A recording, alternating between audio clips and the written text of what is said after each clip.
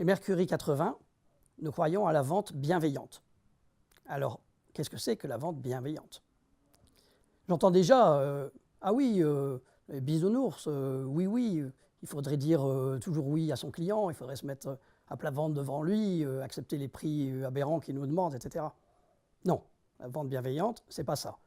Reprenons plutôt l'étymologie. La vente bienveillante, on veut le bien de notre client et on veut notre propre bien, le bien de notre entreprise. Et donc, c'est un véritable échange, une véritable relation gagnant-gagnant. Alors, qu'est-ce que ce n'est pas? J'entends souvent dire quel super vendeur, il vendait des frigos aux Esquimaux. Mais est-ce qu'il y a de la bienveillance là-dedans?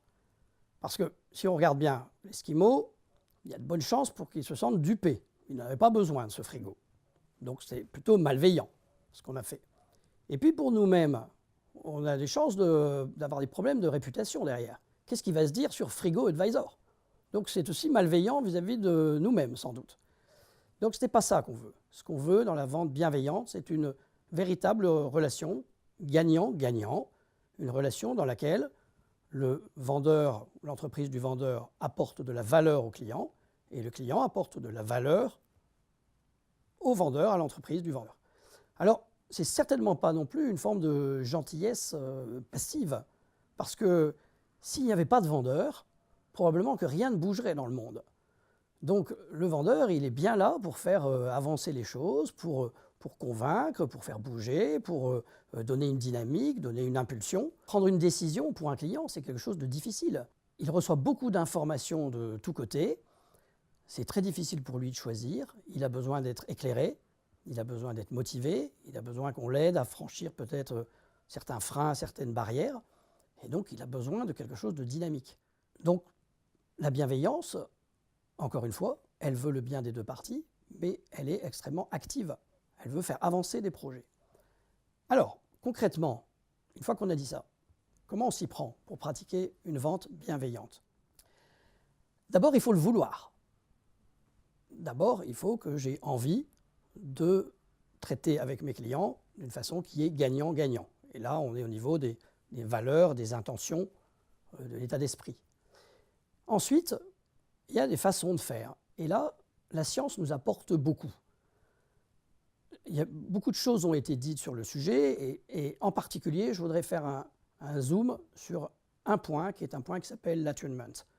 C'est un concept qui a été développé par Dan Pink, qui est un des références en la matière. L'attunement, c'est la capacité de penser comme notre client. Alors, c'est l'empathie, vous allez me dire? Et non, justement, non. C'est mieux que l'empathie. L'empathie, c'est la capacité de ressentir ce que ressent notre client. C'est intéressant. Le problème, c'est que les études ont montré que quand on ressentait trop comme notre client, on avait tendance à oublier notre propre intérêt.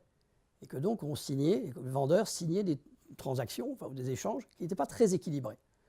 L'attunement va plus loin que ça. Il ne s'agit pas donc de ressentir, il s'agit de penser comme notre client.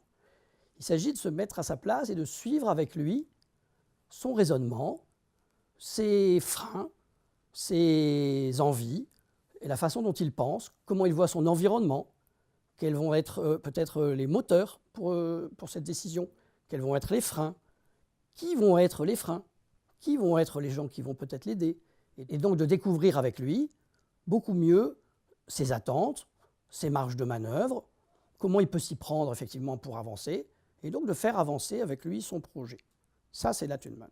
C'est quelque chose qui est effectivement extrêmement fort pour rentrer dans une relation avec le client et de construire un projet avec lui, en fait. L'attunement est une illustration de ce que la science nous apporte, effectivement, pour faire de la vente bienveillante. On parle, par exemple, de négociations raisonnées, on parle de in-grouping, pour rentrer dans des relations plus fortes avec nos clients. Il y a beaucoup d'autres choses à dire, et c'est bien parce que la science nous dit tant que Mercury 80 s'appuie sur la science pour permettre à des personnes normales d'exercer un métier de vendeur bienveillant.